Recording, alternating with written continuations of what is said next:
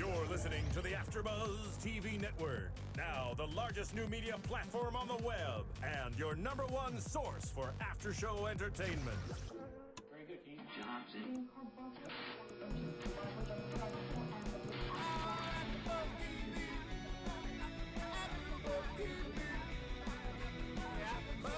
The AFTERBUZZ Studios in Los Angeles, California. Presented by Maria Menounos and Bing.com and streaming live thanks to Akamai Technologies. This is AFTERBUZZ TV's Beauty and the Beast After Show.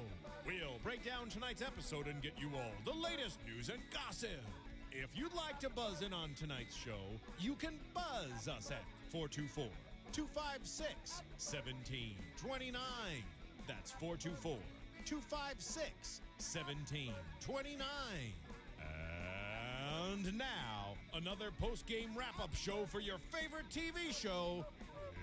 It's AFTERBUZZ TV's Beauty and the Beast After Show. Hey guys! Bing is for doing, and we're here doing another episode of Beauty and the Beast, Season 1, Episode 3, called All In. So thanks for joining, guys, and I'm here. I'm Erika Vieira, your host, and I'm here with our lovely co-hosts. Hi, everybody. I'm Alikona Bradford, back again. Really excited to delve into tonight's episode because we got to see a little bit more of who the characters were today. Yes, and I am Paige Sullivan, along here to chat about everything Beauty and the Beast. So, So what did you guys think of tonight's episode? Like you said, Alikona, it looked like a little bit more was revealed about the characters. We're slowly getting more and more of this character development. Overall, what were your guys' thoughts?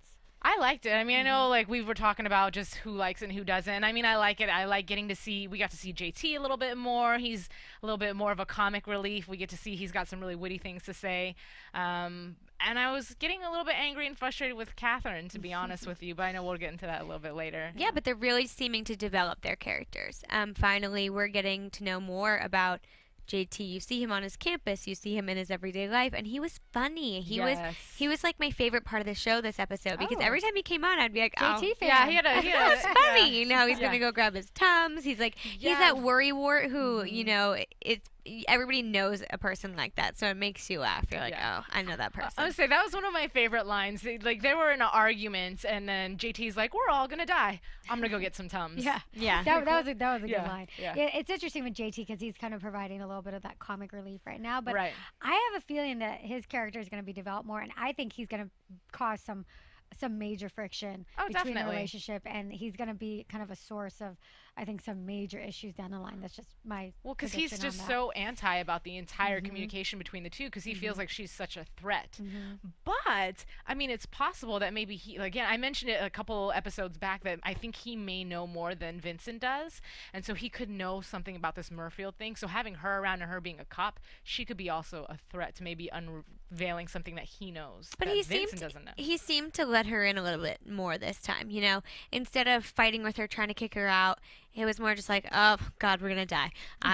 My life's done. And that's like, and he gave the note to Vincent when she gave it to him. So I True. feel like he's warming up to the idea of her. I mean, Vincent's living a very sad and lonely life. His only companion is JT, and I mean, he's a curly-haired chemist with glasses. A pale guy. And, you know, so I feel like he feels for Vincent. And if this girl really that badly wants to get in touch with him, then I think he's just kind of caving a little bit. Yeah. Yeah, I don't know. I mean, there's a high risk for JT with all this, so we can't lose sight of that. But let's kind of start with the beginning of the episode. You know, it's that same format we've talked about. They've got a a case going on, which, you know, Alikona, like you said last week, supposedly what the writers and directors are doing with this is through the case are revealing a little bit more of the characters, and it kind of represents part of, you know, Catherine and Vincent's development and all that stuff. So either one of you guys want to recap kind of that part of the show?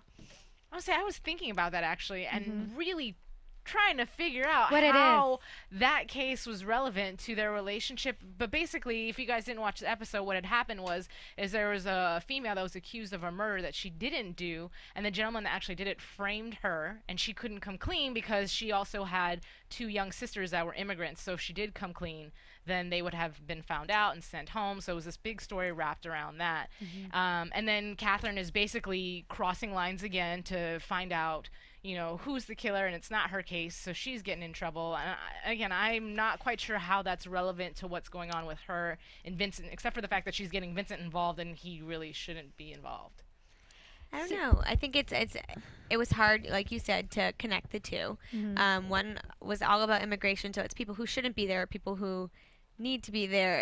It was so good at well. I saw two themes that I saw with this case. It seemed like one of them was the idea of sisters and family. Yes. So, and that was reflected in the storyline a little bit when you saw, you know, her sister there at the beginning, a little bit of kind of a funny kind of little part of it, and also her father's wedding. So there's that element of sister. Okay. And I saw, her. I saw Catherine at the end, kind of, you know, when the sisters embraced. She you know, obviously, I'm sure there was a lot of things she was happy about. Right. But that sister bonding, that family element. The other thing was the female kind of empowerment seemed to be another theme as well that happened. And considering the fact that this was a woman, and you know, everything going along, those are the two things. I agree with you there. Actually, I didn't think about that, but how Iris, who was the one who was in custody for the murder she didn't commit, she was doing all of this for her family. The reason she's even involved with this judge is for her brother who got deported. And at the end, you see Catherine as well finding herself being okay with going to her father's wedding without a date. And I think it was one of those things that they don't need the man to support them or to help them or to determine their path in life. And Iris and her sisters are going to be okay because her sisters have been granted asylum, hopefully, or that's what's supposed to happen. So I kind of agree with what you're saying. If that's if they really want us looking into it that much, I mean, I kind of see the connection. Because I mean, like you said, it seems like they're trying to do something with these cases every week, and not just further developing the storyline, but also reflecting on some of the past of the characters also, which happened a little bit later on, and we'll talk about a little bit with Vincent and Catherine. But you know, the beginning of the episode, which I have to talk about that. What? I'm sorry. Okay, so the beginning of the episode, Catherine comes home and her little sister Heather comes walking out with a sheet wrapped around her, and a half-naked guy comes walking out. So clearly she was doing the business. That's awkward. And Catherine's just like, and on top of that, I'm thinking the whole time, this actress, Nicole Anderson, she's a Disney girl. Like, everything she's done prior to this is Disney. Really? And she did a show called Make It or Break It. Everything is like all family. She's 22, and then here she comes, like, just walking out. It's her second, not her debut, but you know, the second appearance on the show, and she's already. And the way he slapped her on his way out. Ew. We all were watching that, and if any of you guys saw it, you were like, "Whoa, okay," you know. Yeah. So it was a little bit risky at the beginning. I felt it was a little awkward too. Like if I was living, you know, with my I have lived with my sisters, and if any of that happened, I'd be like, oh. Oh, I know. That's like the last thing I want to think about is my siblings. It's one thing when it's a friend and you're like, whatever, that's her life. But when you're related to what's happening. But like she said, I think along with the sister thing, she said, oh, I'm glad, you know, you're making this your home and you really want to stay here. So maybe she's, you know, taking the good with the bad because she has her sister in her life, which she hasn't for a really long time. And so, you know, going back to Catherine, it really seems like in this episode that, you know, and we were talking about this while watching it, we were all a little bit angry with her. We all felt that she was pretty much with a lot of people that were close to her partner, and Vincent. What's her partner? Tess. Yes. And, you know, it seemed like she was kind of putting their relationship She was not above anything else. No. It's like everything else was more important than her like relationship work. with these people. Well, I mean, even Vargas. That's what I was trying to think of it. Yeah. Even with Vargas, I mean, you know, she kind of screwed her over. Yeah. And it just seemed like she was pretty manipulative. Yes. And, I mean, what are your guys' thoughts on that? I think she's stubborn. I think she's very set in her ways, and when she has her mind to do something, she's just going to do it, and she just doesn't care. Not that she's consciously not caring about other people, but she's not. She's over here putting Vincent at risk, getting him involved, doing things that he clearly didn't want to be involved with, JT didn't want him involved with, and she's still, in a sense, manipulating him because she knows that he kind of has a thing for her and he has a soft side, so she's using certain things and saying certain things to get her way with him. You know, at one point in the show, there's two little girls that were in need of a doctor, and he says no because he doesn't want to be out in the open, and she all of a sudden pours on the puppy dog eyes, and she's like, oh, but it's like who you used to be. And of course that's a soft spot in his heart. Well, even at the beginning of the episode when she gives him the note and he's like, she gives JT the note for him. He's like, no, you can't do this. She's like, come on. It's like she's not really thinking of any of the consequences. Like she wants what she wants, and she doesn't seem to care if both JT and Vincent end up getting caught, or even like with Vargas getting in trouble, getting desk duty. Like I was waiting for her to Catherine to say something and say, hey, it was all me, whatever. Right. But she's just like, oh, sorry. Whoops. Yeah, whoops. So yeah, and she was manipulating people. Oh yeah, very much so. She was manipulating Vincent when she did that to him. It was very much, don't you miss taking care of people? Turning it so it's not something she needs, but it's something he wants, Right. And I feel like that is something that nobody likes to see in someone. I don't want to see a manipulative person. I don't like manipulative people. No. And I think you want her to be a lovable person so you can root for her. And this episode, she really wasn't. She was screwing people over left and right. Yeah. And like you said, she's not thinking about the consequences. Vincent, let alone just having a note sent to him, could have him killed. Right. Could have her killed. Could have JT killed. And she's just thinking, oh, but I want, I wish I could communicate with him more. Like, why can't I call him?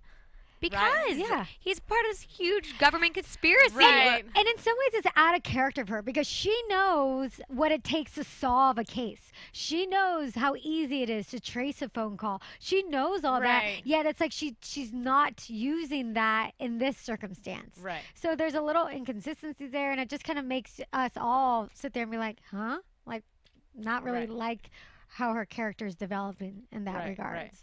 Yeah, I think towards the end of the show, though, she does redeem herself and she says, I wasn't thinking about other people not this episode, but, I wasn't thinking about people. I was thinking about myself. I was thinking about the case, and I need to come outside of that. And I think she really does, for people to root for her in this show and for her to be a likable character, because she's the main character. I want to like her. I want to root for her. We're always sitting there saying, oh, she looks so cute, or oh, she's so tiny, or she's so pretty, but I want to say, I really like her vibe and who she is in this show, and I don't.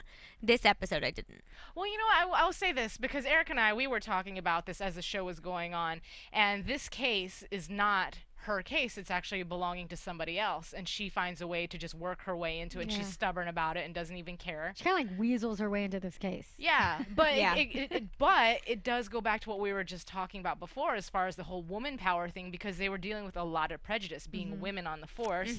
Her two opposing partners that were on the case are over here. They said something about like, look at the estrogen team, or what did they say? Estrogen squad. Estrogen squad at the beginning. So which goes in line with the whole kind of female power, female kind of thing. But I like the fact that she just kept going, and even though everybody else was like, drop it, even her partner, after she screwed her partner over, she was being selfish, but she was doing it for a greater purpose. The right reason. Yeah, aside from her ego, there were two little girls at risk, as well as an innocent woman. So even though everybody else was like, no, she was so persistent about solving this case, and for a matter of justice. So for that, I'm like, yeah. And I do think that that's part of which is what Vincent is attracted to in her too. Yeah. That search for justice, that kind of search for the truth, and he risks his life. Obviously we haven't seen it, but they talk about it. Yeah, I'll go out at night and try and save people or something. So he has that same value set that she does. So I think they share that, and that's kind of their common ground, is that thirst and that quench to help people and to get the truth and to get the bottom of everything. So, and that was developed a little bit more I think there's a lot of character development happening. And if you agree, you should check us out on iTunes. You can rate us, comment, tell us what you think about the characters, tell us what you think about the show. It's so new, so we'd love to hear what you think and your opinions on it. So make sure you tell a friend and go to iTunes and check out our podcast. Definitely. If there's like a topic you want us to hit or talk about, or maybe you have a piece of information that we don't know about, definitely leave us a comment. Yes. I'd like to hear. Yeah, we love comments, so definitely leave them. And 5 stars. Yes. 10 stars. So let's talk a little bit about Vincent in this episode. So, as Catherine's character was developed a little bit more, we saw a little bit more of Vincent's past, and it was revealed a little bit more of his, doctor side, which is awesome. That's, it was great to see a little bit of that, and including more so him actually, as Alikona likes to say, beasting out. Yeah. So what are your guys' thoughts on Vincent in this episode? it was cute to see him with the little girls. You know, I know. he still has that love in him to help people and to care for people, even though he thinks he's this awful person who can't be worthy of, you know, being in the daylight or taking care of others or helping others. It was really nice to see that, and you could see it in his face. He loved doing it, even though there's this very sick girl and obviously it's a dire need. He can still joke and stick the thermometer up his nose and try and coax her into putting it in her mouth, and I think it was cute and it was nice. But on the other hand, when we saw him beasting out, I mean, that was ugly. Yeah, it was. Yeah. And so you see the Beauty and the Beast. He has that side where he's so Within normal him, too. Yeah, and then there's the deep beast that this was the first time I feel like we really saw up close and personal, like how creepy he looks. Yeah. I don't know. I would say I want to go back to it was really nice to see him like that, but I think it was also good for Catherine's character to see him like that. Yeah. Because she got to see she knew he was gentle anyways, but she got to see it, really him with the kids, and you could see it hit a spot in her heart a little bit as well too. Yeah, and he was easily no, he was easily convinced to do that too. Yeah, You know, she knew what buttons to push. She's like, oh, you know, help people, and he was like, okay, and probably for part of him too, it made him feel good. It made him feel like he had some kind of purpose or something, and he had, you know, being a doctor, you go to school for years and years, and you have that knowledge base, and to know that somebody's saying they're sick and you're not out there helping them, for him, it's in some ways, for doctors, it's kind of like a no-brainer. That's what they do. That's in their blood. That's in their heart. So, it was nice to see that. I agree. Yeah. A little bit even of that, like you mentioned, Paige, a little bit of that comic relief of him playing with the thermometer and showing like, wow, there's this personality behind it. There's this past behind it that, you know, I want as a viewer want to know a little bit more about that. You know, did he work with children? Did he work, you know, why, you know, maybe he did, and we'll learn more about that. Right. But the beasting, it was pretty intense. I mean, it was close to watching a thriller almost for a second there. But the really cool thing about that is that Catherine calmed him down. Yes. And I feel like no one's probably been able to do that for him before. And she stuck there, as ugly and as scary as what she could have ran off too, or she could have turned him in, but she stayed and she's touching his face and just telling him like it's okay. And she was a strong one in this situation. Yes, she was the strong female. She was the one in some ways more kind of in control and the power in that relationship, because she had the ability to, you know, calm him down and not get scared, not run away, not freak out or anything. She was right there and she was solid, and that shows a little bit in her character as well. And he's always helping her, you know, he's helping with every case, and this is the first instance where we've seen her help him, and it shows how they kind of need each other in a way. She keeps getting herself in these situations she can't handle, and he helps her out of them, whether it's at work or when she was attacked in the alley, and now he's getting himself into a situation he couldn't get out of there fast enough. You know, he couldn't get out, period. And if anybody else saw him that way, I mean,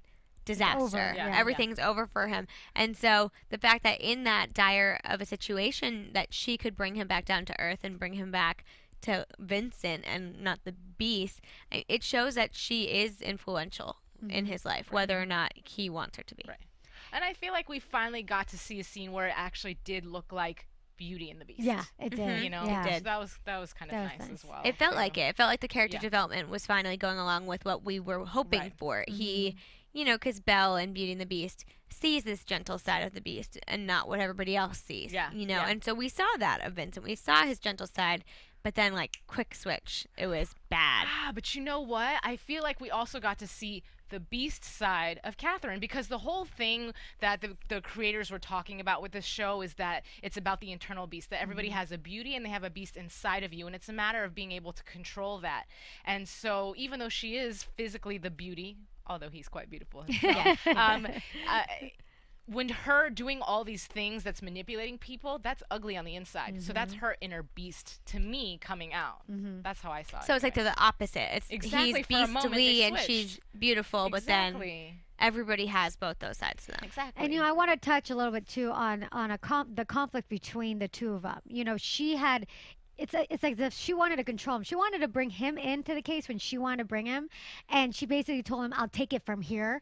And she wanted him to be done with it when she said it, and he didn't, and he refused, and she wasn't happy about that. Right. And so it just seemed like she wanted to control him, and they had that that conflict there. Right. Well, they even talked about it when she got angry with him because clearly he can't be called all the time and he can't be summoned and just show up, and she can't be lurking around his area, and she keeps on saying, oh, it's on your terms, it's on your terms, the whole beginning half of the show. But then as the show progresses in the last 5 minutes, she's like, okay, you know what, it You're does right. have to be on your terms. Yeah. It can't always be on my terms. And I think that happens to her probably just outside of him, just in her life in general. It's something she needs to learn, and maybe he's there to teach her that. But that's why she doesn't have other relationships. That's why she True. doesn't Very really true. talk to her dad. She barely talks to her sister, and she finally is. It's because I don't think she's able to have relationships without them being her way. And especially after losing her mother the way she did, I don't think she wants to have those relationships because she can't control what happens with those relationships. Right. And so I think the control is going to be a big thing. I think it is something we're going to see develop and learn more about why she's so controlling or how he helps her maybe break that pattern, because she doesn't listen to anybody. No. JT says, don't come in my house, and she goes. waltzes right in there, Yeah. climbs underneath a fence that's supposed to be electric, but it's not. It's just, Yeah, and girls gotta learn. she's not supposed to be on the case, yet she still continues Yeah. to work on it. I mean, she kind of does what she wants, and she doesn't want anybody telling her not to. So, and Vincent's like, I've got to do things a certain way, because otherwise I'll be in trouble. JT, we'll all be in trouble here. Yeah. So she's slowly, somewhat understanding, but I think it'll be a little bit of a battle. Yeah. Yeah. So the episode basically ends like, the case gets solved, of course, and, Right. Catherine's the hero, like always helps solve the case. But we see something interesting at the end with the inspector. I think it was like a health inspector or some, I don't even know if it would be health because everybody's dead, or if it's, or cleanliness. I mean, Paige made it funny. yeah, I don't know. I mean, like, what would you call it? A cleanliness inspector for health codes, yeah, maybe. for his name's Ethan, correct? The coroner. Yeah, the cute guy, the Brit. The cute guy. That's Yeah. we call him the cute Yeah. guy, Yeah. even though He he's doesn't need a really name. He don't need a name. he takes care of the dead people. And has a nice little, I think he was drinking whiskey there at the end of the with his episode. socks on. How weird was that? Does he just hang out there by himself drinking whiskey? Who brings whiskey to work? Apparently he does. Right? Well, have you Well, ever I watched mean- Mad Men? Yeah. I mean, he hangs out with dead people all day. Nobody's gonna tell on him. True. So. Maybe he need a drink after all Yeah, that. and it was strange because you see him cleaning, and at first I thought it was just like regular cleaning, and then the inspector walked in, and I didn't think twice about it. I thought, No. oh, it's an inspector, whatever. It was just a segue, to the next scene, Right. next topic. But yeah, shocker at the end when he's getting into a car and he's saying they have all of, I think it was the DNA. They had or all the fingerprints or something. the samples. He said, Yeah. I have Something all the from Vincent. evidence or something, and it's about Vincent, and it's something with the Murifield thing, or you don't know what it is, but they have something and it's bad. So that was It's crazy how they slipped that by, and I didn't Yeah. think twice about it. And Yeah. normally I'm trying to think about it. And it's like they squeeze that into the episode to just remind us that they're not safe. Yeah. It's going to be an issue that someone's watching them. Yeah. So while all this other's going on, they're being Right. Well, it's gonna Watch. play out in the next episode. yeah, I know it it has is. to. Well, in the next few episodes throughout Yeah. the season. Yeah, definitely. Yeah, and as that's happening, like, as he's getting in the car and saying, we've got what we need, Vincent is definitely alive. Vincent's sitting up there on the stairs having a cute little conversation Right. with Kat, kind of developing their relationship, Yeah. taking it to the next level in their friendship, and little do they know it could end any minute, because now they know he's 100% definitely alive. Yeah. And I think it was always a thought that somebody was there, but they didn't know who, and now they know who. Yeah. And they're gonna, just as easily as she found out who JT was, they're gonna find out who JT is. Yeah. Yeah. It's not that Easily. hard. It's No. not that hard. It's what these guys do. I mean, you Yeah, know. it's crazy. Yeah. I feel bad. I feel bad for JT. Yeah. I know. Poor I guy. do. Paige, you're such a JT fan. I know. I mean, he's like the innocent one in all this. Like, he's just trying to Yeah. help his friend, and he's just getting, this girl's coming in, and it's all gonna blow up in his She's face. just ruining True. everything. Because it's been 9 years since Yeah. he's been living with, or longer, because prior to him, I think it's 10 years total. 10 years total. Mhm. 10 years you've been protecting this guy. This is his whole life. He spends his whole life taking care of his best friend, making sure he doesn't die. And then this girl comes in and ruins it for everybody. Yeah. Big JT's revenge. Yeah, I just, he's always the best friend who always gets screwed over by the girl, right? And that's in this case. Yeah. See, but I want to go back. You said the cute conversation that they were having on the stairwell. That conversation, we get to see a little bit of the romance, a little bit of the note leaving that Jay Ryan was talking about in interviews in the past, talking about bringing romance back into television. And I know that a lot of things I've read have said, they're going to alternate between the case, and then they're going to alternate between some episodes being more about the romance. I feel like we haven't seen enough of the romance. And we talked about this before, because I know you were a little bit feeling deceived, Erika, but I was just disappointed because I feel like the last 2 episodes, it's been the last 5 minutes of the episode that we get to see them have their moment.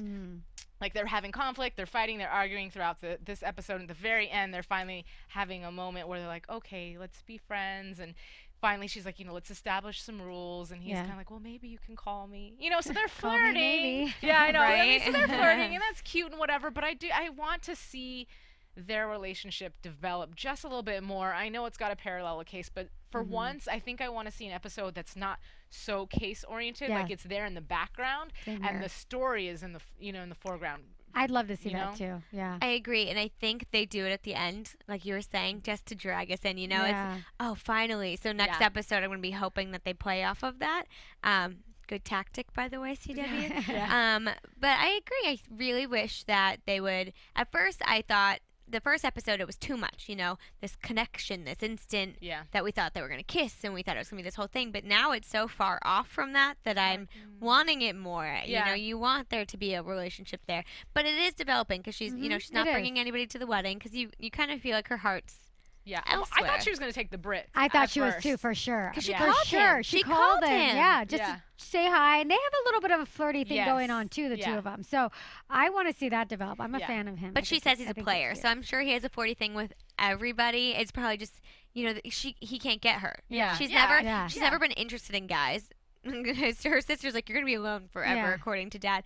And so finally she's kind of showing this nicer side of her, and I think he's going to pounce on that. Probably. If she lets He's him. got a thing for her, definitely. And back to the little kind of the relationship and the notes and stuff, that reminds me back to what you said, Alikona, last week about how right now there's just so much communication with the texting and the Twitter and the phone and the Facebook, and it is kind of nice, like an old-fashioned kind of little note correspondence between the two of them. It's kind of fun, and it brought me back to that comment that you said, and it looks like they are trying to stay true to that and that idea. And he's like, what, you have a phone? And this day and age, how do you create a character that doesn't have a phone? And they managed to here with the Beast or with Vincent. And so it is kind of fun. I kind of want to see how they play that out too. I also just like that they have to wait to communicate with each other. Yes, so they have all this Yes. time to think about what they're feeling or think about what they're going to say. It's not one of those things where they text you and you're, oh God.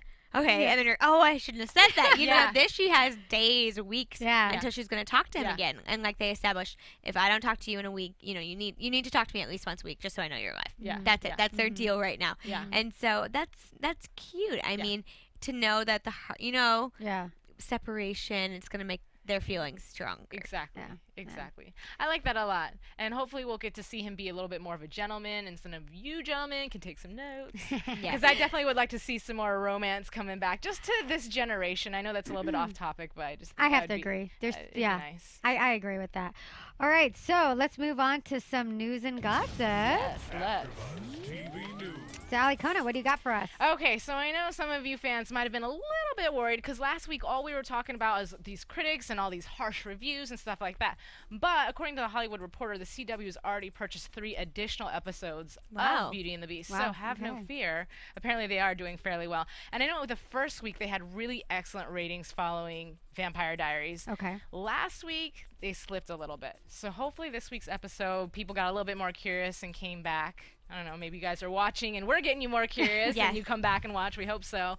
So I'm definitely curious to see what is going to happen with that. But glad to hear that they did purchase a few more episodes. Yeah, I think it's a good spot too, being after Vampire Diaries. It'll definitely draw. They have such a huge, loyal fan base. Yeah. And I'm a fan of Vampire Diaries, which got me, into this. Since I'm already watching Vampire Diaries, I might as well watch the next show. Yeah. That's how it always is, I think, with TV. So I think the more people watch it, the more they'll like it. Yeah. And then for my little tidbit of gossip, because it's not very gossipy, these guys are very hard to find gossip on. I just want to let you guys know because they're so clean. But I found out that the way that Jay Ryan, is he was in a play, a one-man play, and one of the casting directors saw him on YouTube. And after she saw him on YouTube, she showed him to one of the creators and was like, we have to have this guy. And apparently there was some conflict trying to get him. Jay Ryan is the actor for Vincent. Yes. Yes, exactly. And he was involved in the project at the time, so there was a little bit of back and forthing, but they were just so adamant about this guy. And I thought that was really cool because it just, again, shows you the power of YouTube. Yeah. You know? I mean, it's crazy these days. Honestly, like Justin Bieber, Carly Rae Jepsen, all of these people started like on YouTube and now millionaires at 16, 17. Yeah. What's that new crazy. song? The Gangnam Style? Gangnam Style, yeah. It's funny how quickly things go these days. It's the luck of the draw, honestly. Yeah. If your YouTube video, somebody thinks it's funny, they email it to everybody else. It's one of those, it's wildfire. And it shows the power of viral, and it shows the power of, like, you know, people talking and networks and connections and all that. It's a very powerful thing, whoever can tap into it. Yes.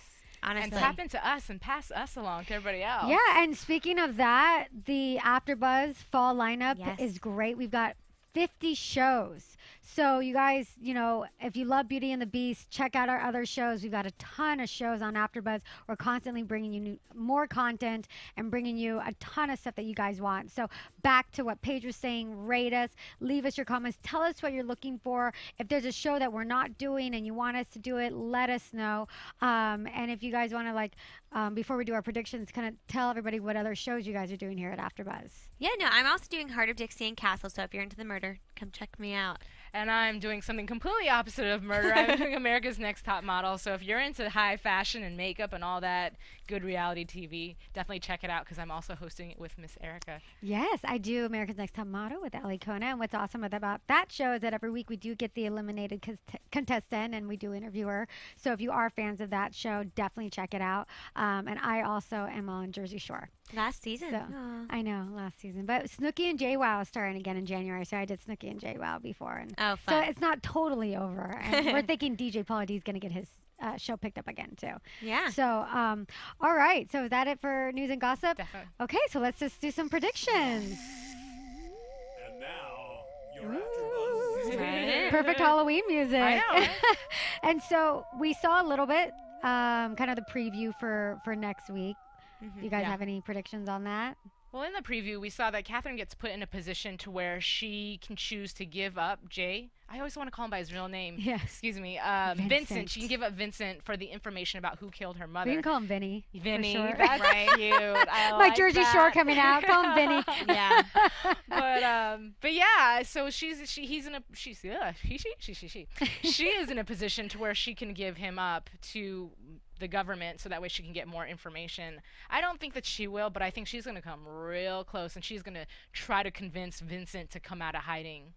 So. And I think if there's going to be conflict between her wanting that truth of her mother and then now her slowly getting a little bit more loyal to Vincent, like which one's going to give, which one's going to be more important. So I'd like to see more of that. I agree with both of you. I think that was my major thought after that was I hope she chooses Vincent, and I think she will choose Vincent because for the sole fact, with more digging, she can possibly find out what happened to her mother. Right. But if she gives away Vincent, he's gone. You know, he's dead. He's done. And her mom's already gone. You can't bring your mother back. Exactly. But you know, you can't bring your mother back, and but you can save Vincent. So her whole business is saving lives of innocent people and things like that. So all right. So we're wrapping up another episode of Beauty and the Beast. Yes. Thank you guys for listening. Where can we find you guys? you guys can find me on Twitter at Paige Sull. That's PaigeSull.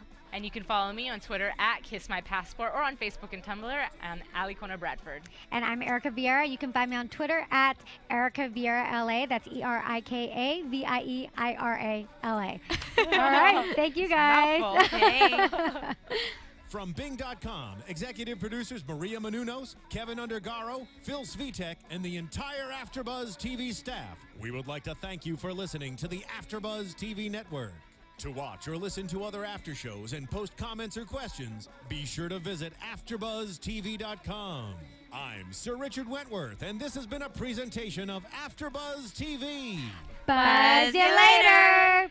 The views expressed herein are those of the hosts only and do not necessarily reflect the views of AfterBuzz TV or its owners or principals.